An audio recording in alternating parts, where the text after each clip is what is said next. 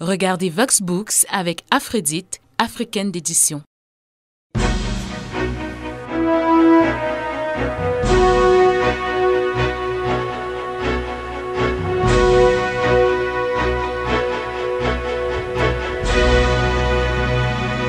Merci d'être avec nous dans cette nouvelle édition de Vox Books. Pourquoi étudions-nous? Pour quelles raisons menons-nous de longues études supérieures après l'obtention de nos diplômes secondaires? Certainement pour trouver un bon boulot dans l'une des plus grosses structures du monde et réaliser son rêve, me répondront certaines personnes, ce qui n'est pas mauvais, encore du tout faux. Seulement, vous êtes-vous déjà posé la question de savoir pourquoi ces jeunes, une fois sortis d'école de formation, rêvent intégrer ces grandes structures? Le font-ils par suivisme ou par réelle passion? Connaissent-ils les réalités quotidiennes que traversent les employés déjà en poste au sein de ces structures? C'est la grande question. C'est en parcourant le 11e arrondissement de Paris que notre invité du jour a assisté à une scène particulière. Celle d'une dizaine de jeunes diplômés d'école de commerce travaillant dans la finance qui racontaient leur vie professionnelle au lieu de profiter des réjouissances que leur offre la vie. Nous le verrons dans quelques instants avec notre invité du jour. Bienvenue à tous dans Vox Books.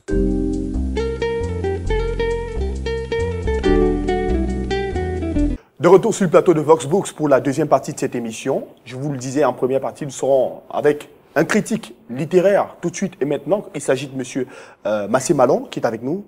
Bonsoir. Bonsoir Omari Tenda, bonsoir à MC Mina, un auteur que j'ai lu entièrement et j'avoue que son ouvrage m'a marqué. Mais je vais découvrir tout à l'heure Sylla Sédéniak pour évoluer au fond de l'intrigue et que je comprenne fondamentalement la méthode scripturaire qu'il a utilisée. C'est la deuxième fois qu'on vous invite dans cette émission depuis la nouvelle formule. Et depuis la première formule, j'ai quand même eu un bon retour de votre critique. Ça me réjouit de savoir que les téléspectateurs de Vox Africa véritablement ont bien accueilli ce grand retour de Vox Book. Et donc j'aimerais, si vous le permettez, aller directement avec mon auteur parce que je meurs d'envie véritablement de me lécher des lèvres de ses écrits. Et je voudrais dire ici, à l'entame de cette lecture, j'ai constaté que vous aviez une logique défragmentaire dans votre écriture. Vous êtes parti d'une logique toute simple que moi j'ai pu constater, à savoir la connaissance de soi, être, l'affirmation de soi, exister, et troisièmement, l'accomplissement de soi, à savoir résister. Mais par contre, quand je lis votre ouvrage, je me rends compte qu'il y a 33 chapitres. Pourquoi 33 chapitres au lieu de 3, tout simplement? Parce que je pense que l'histoire telle que pensée était quand même assez difficile à accomplir sur 3 chapitres. Voilà pourquoi cette séparation et ce besoin de bien séparer, de bien expliquer, mais également de bien annoncer. Vous vous rendez compte qu'à chaque début de chapitre, il y a des citations des proverbes, donc qui sont extraits de plusieurs livres, d'ailleurs qui sont stipulés en bibliographie, tout simplement pour permettre au lecteur d'avoir vraiment une empreinte, de bien comprendre le contexte, parce que chaque chapitre a un contexte différent. On part des origines, on part d'Afrique, on part d'Asie, on part d'Europe, et donc pour comprendre en fait tout ça, pour ne pas perdre le lecteur, parce que c'est quand même un livre qui parle de beaucoup de choses, il fallait vraiment bien séparer, mais également bien marquer. Donc, justement, je constate qu'il y a beaucoup de choses et ça ressemble à un fourre-tout un peu touffu. Touffu, pourquoi? Parce que à force de défragmenter, on a comme l'impression que vous voulez expliquer l'inexplicable. Et là, je voudrais vraiment entrer dans le premier aspect de cet ouvrage, à savoir la connaissance de soi. Je vais vous poser une question tout simple. Qui est Tersi Bassakouane? Tersi Bassakouane, c'est simplement l'artiste qui a réalisé cette maquette, tout simplement. Oui. Vous avez lu sa critique sur Amazon?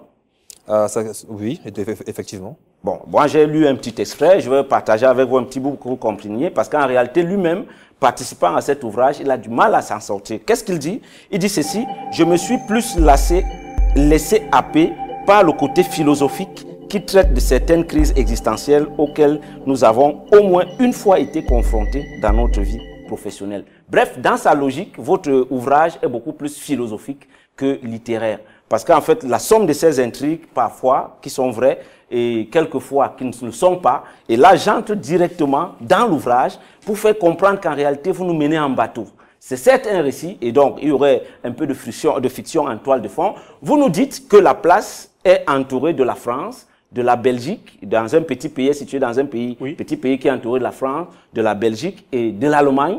Dans ma tête, moi, je voyais tout de suite le Luxembourg.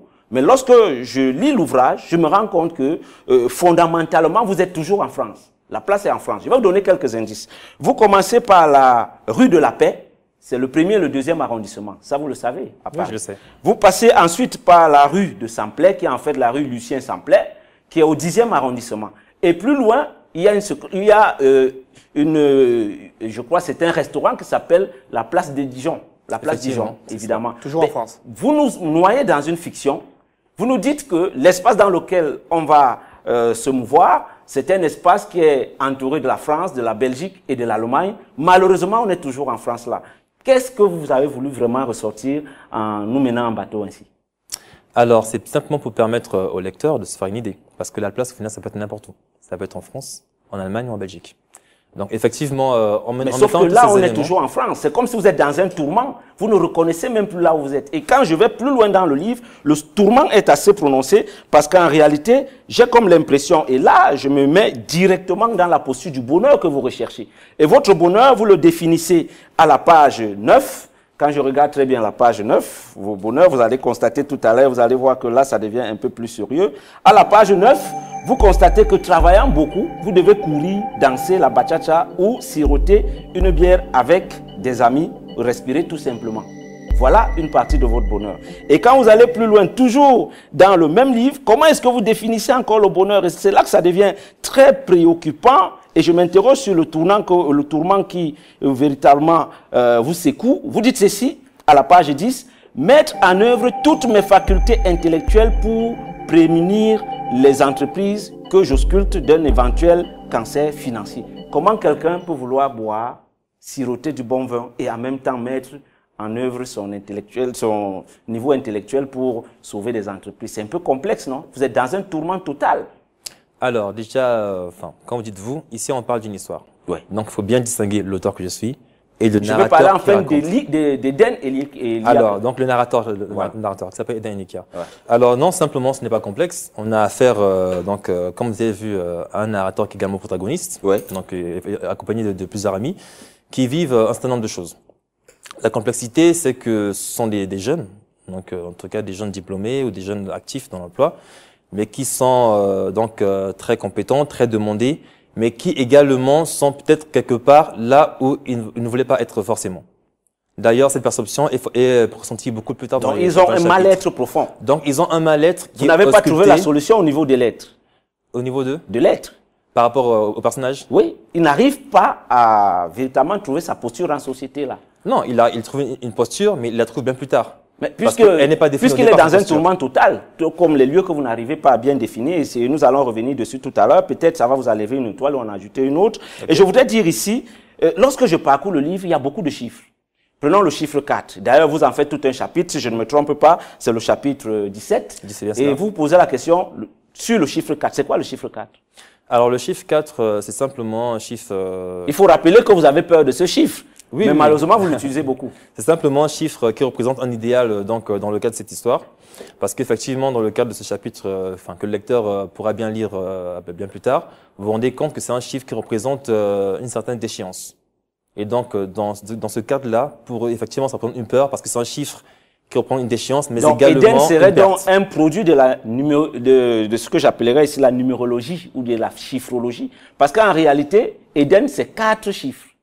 Lesquels? 1, 2, 3. Eden, quand vous comptez, Eden, oui. Hein, c'est le chiffre 4. Et quand vous entrez dans le livre, c'est l'entreprise 4 étoiles. Oui. Cela, et quand vous allez plus loin, et ça devient très complexe, son parcours, c'est 33 chapitres. Exactement comme la vie de Jésus. Effectivement. 33. Oui. Est-ce que vous aviez songé à tout ça avant d'écrire le livre? Non, disons que... Pure coïncidence. Une coïncidence. Et donc, on peut s'appuyer sur le chiffre pour étudier véritablement l'angle patho-artistique du traitement que vous faites de votre histoire et dire que les chiffres que vous choisissez justement et que vous mettez en exergue, ce sont des chiffres qui véritablement ne sont pas porteurs de bonheur. Le chiffre 4, c'est un chiffre dangereux. Et ça me permet d'aller directement au niveau de l'affirmation de soi pour constater qu'au début, Eden parle en tant que je. Oui. Et puis tout à coup, à la page 39, si je ne me trompe, parce que j'ai pris des marques là, tout à coup le nous atterrit. Pourquoi passer du je au nous? A-t-il reçu mandat des autres pour parler à leur nom? Alors, simplement parce que c'est une histoire commune. Vous voyez bien, vous vous rendez quand même que une histoire commune, mais qui commence par le je. Qui commence par un, parce que forcément, il faut commencer par le je, donc par un narrateur. Et il faut rappeler que tout de suite après, il part au jeu. Tout de suite après, il part au jeu. C'est qui rend encore l'histoire parce qu'il raconte son histoire ou l'histoire des autres, mais ou son histoire à travers les autres. Donc, il y a vraiment plusieurs points de vue abordés de ce sens-là. Moi, et c'est là que je me rends compte que l'auteur est très vicieux. Parce que justement, même son personnage principal est vicieux. Et je vous invite à la page 43, j'imagine chapitre 6, où vous faites la description de Béatrice. page 43, et vraiment, ça m'a écorché un peu du point de vue de la morale.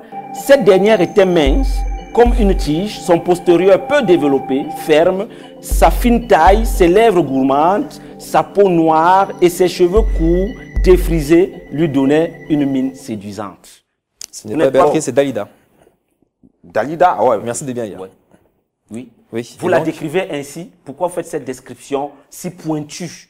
Hein? Vous n'êtes pas un voyeur, par exemple. Vous ne cultivez pas le voyeurisme, par hasard. En tant qu'auteur, je ne veux pas parler d'Éden, tout simplement. Alors, quand vous lisez déjà en fait, la quatrième de couverture du livre, vous vous rendez compte que c'est bien décrit personnage truculent et histoire crue. Donc, tout simplement pour dire que c'est une manière de décrire les personnages plus près du réel. Donc, c'est voulu, parce qu'effectivement, je veux que le lecteur puisse reconnaître dans certains traits de caractère par rapport à ce domaine-là qui est évoqué, mais également par rapport aux situations qui sont réalisées. Donc, forcément, si un personnage... Et je confirme parce qu'à la 112, à la page 112, il nous donne le même scénario avec cette fois-là la hongroise. Il dit ceci: était ce genre de femme qui, comme du bon vin, s'embellissait avec le temps. Sa beauté était fidèle à la réputation des femmes de son pays, voluptueuse, la trentaine. Elle avait les formes généreuses et une dentition parfaite. Vous voyez, j'ai l'impression qu'il cultive en lui ce désir profond de pouvoir voir au-delà du jupon. Vous vous rendez compte également ça m'amène à croire que vous rendez compte également, sans vous couper. Est-ce que dans le monde de la finance, tous ces jeunes qui entrent en fonction sont vicieux? Ça, c'est votre point de vue.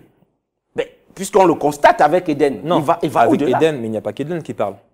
Il y a aussi plus d'autres personnages. Il y a Benjamin, il y en a plusieurs. Et chacun n'a pas la même façon de parler qu'Eden. Et dans cette existence, donc, dans ce désir profond d'exister, on se rend compte qu'il y a une grande promiscuité. En d'autres termes, vous pouvez vous retrouver, ou plutôt Eden peut se retrouver avec la hongroise, évidemment, en train de s'amouracher lors d'une soirée. Il ne s'amourache pas, disons que dans cette histoire qui a donc dans le chapitre, il partage un moment, tout simplement, de danse au cours d'une soirée. C'est tout à fait normal parce que ce sont le genre de choses qui arrivent très souvent dans ce milieu. Bon, à la fin, vous citez beaucoup de gens, et il a un repère qui est Nelson Mandela, et vous savez que Nelson Mandela est porteur d'une grande philosophie, mais vous citez juste un petit extrait sur le courage, et je me rends compte que vous citez bien d'autres personnages comme ça, qui, ma foi, véritablement ne sont pas de grands repères aussi. Ben, je ne vais pas revenir dessus parce que ce n'est pas intéressant, mais je m'accroche sur Nelson Mandela. Oui. Qu'est-ce qu'il y a de particulier chez Nelson Mandela? Qu'est-ce qu'on peut retenir en lui pour les jeunes qui vont lire cet ouvrage? Alors, c'est ce que j'ai écrit, c'est à propos du courage, tout simplement. Par contre, à la fin du livre, et c'est là que ça devient détonnant et intéressant, on a comme l'impression qu'il y a un sentiment de peur et de regret. Page 193, on va lire juste un petit bout pour finir. Très rapidement. Page 193, on va se rendre compte qu'il y a beaucoup de regrets dans ce livre. Qu'est-ce qu'il dit? Il est difficile de mettre des critiques contre le monopole des écoles privées dans ce système. Vous avez un problème avec les écoles privées. Et Eden n'a pas le courage de les citer parce que quand je vais plus loin dans le livre, il dit que si j'ai voulu faire le HEC, on cherche HEC, c'est quelle école déjà? ESC, on ne sait pas de quelle école il s'agit. Et vous-même, en 4e de couverture, en tant que diplômé d'école supérieure de commerce, vous ne nous dites pas de quelle école vous sortez. Vous avez un problème avec ces grandes écoles et vous n'allez pas jusqu'au bout. Vous n'avez pas assez d'audace, de courage pour dénoncer tout cela. J'ai comme l'impression que cet ouvrage n'est pas parachevé. Oui. Et donc, je voudrais dire que, si vous permettez, à moins que l'auteur ait quelque chose à dire à ce sujet, parce que je crois que de façon factuelle, on peut constater que vous n'avez pas voulu citer les noms de ces écoles et donc vous avez un problème avec ces écoles, vous n'avez pas assez de courage. Vous voulez peut-être dire un mot là? Alors, assez de courage, oui, non. Parce que je pense que le sujet traité dans ce livre est quand même assez courageux. Après, je pense que ce n'est pas le but. Mais vous n'avez pas le courage, justement, de dénoncer ces écoles qui vous fabriquent mal. J'aimerais ressembler à des professeurs. Et ces professeurs ne sont pas des repères. Et vous n'avez pas le courage de dire que ce ne sont pas des repères. Ce ne sont pas des repères selon votre point de vue. Dans votre livre, on le constate. Mais une fois de plus, non, c'est encore un point de vue, monsieur. Non, mais dans le livre, on le constate puisque vous avez le regret. Vous avez le regret de ne pas pouvoir les critiquer. Voilà pourquoi je dis, il faut rectifier les choses. Il y a l'auteur, le narrateur et le personnage. Je suis tout à fait d'accord. Là, vous attaquez l'auteur. L'auteur n'a rien à voir avec l'histoire. Non. Le personnage, je me suis appuyé sur l'angle patho-artistique parce qu'à l'entame de votre propos et dans le débat tout à l'heure avec le présentateur, vous avez bien précisé qu'il y a une partie de vous dans cette œuvre. Forcément. Et quand on regarde le parcours d'Eden, c'est essentiellement le vôtre. Avouez-le quand même. Bon, si vous l'avouez, donc, je dirais tout simplement en guise de conclusion que ce livre, évidemment, est plein d'étoiles. Il y en a eu 4. Malheureusement, ces étoiles, c'était des étoiles très rêvées. Et je me rends compte qu'à la fin, l'auteur n'a pas eu le courage, véritablement, d'avancer dans la réflexion et même dans la démarche d'Éden pour l'amener à dénoncer ce système. Parce que l'avantage de ce livre aurait été qu'on puisse dénoncer le système, dénoncer ces écoles-là qui, ma foi, à un moment donné, transforment des étudiants en automates et transforment les étudiants pratiquement en fonds de commerce. C'est ce que vous auriez pu dire. Vous voyez que votre livre, je suis en train de le parachever et j'ajoute tout simplement en guise de conclusion que malheureusement, je vous retire une étoile. Vous en avez 3 désormais et j'espère véritablement que à l'avenir, dans vos ouvrages, vous pourrez en ajouter.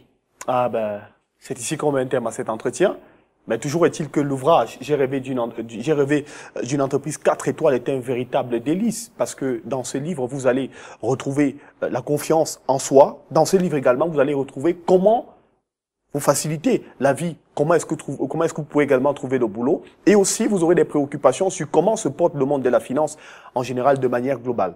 Monsieur Mina, merci beaucoup d'avoir répondu à notre invitation. Merci beaucoup aussi. J'espère que vous avez aimé cette émission. Oui, effectivement. D'accord. Monsieur Massé Malon.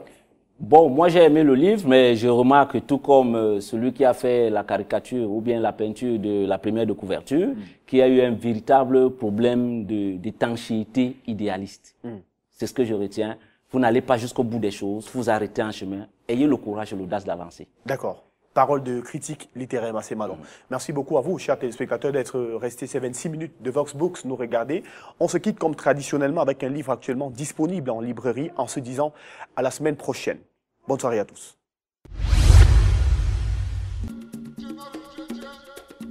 À cause de la polio, l'auteur traînera sur les 4 côtes jusqu'à l'âge de 30 ans. Les jugements hâtifs et sévères ne favorisent pas l'éclosion de l'homme. Son appartenance au tiers-monde, la pauvreté de sa famille ainsi que son handicap ne lui donneront aucune chance de réussite. Seul le courage de sa vieille mère inculte sortira l'auteur du labyrinthe. Des âmes charitables, la législation sociale, les prouesses de la médecine aideront à concrétiser ses rêves. L'exploitation positive des facultés restées intactes lui évite l'exclusion. Bien inséré, il combat à armes égales avec les valides. Comme un enfant ne choisit pas ses parents, un handicapé ne choisit pas sa situation. La mise en relation des divers concours lui fait penser à une grâce divine. Grâce divine de Samson Ondoa, disponible aux éditions Edilivre.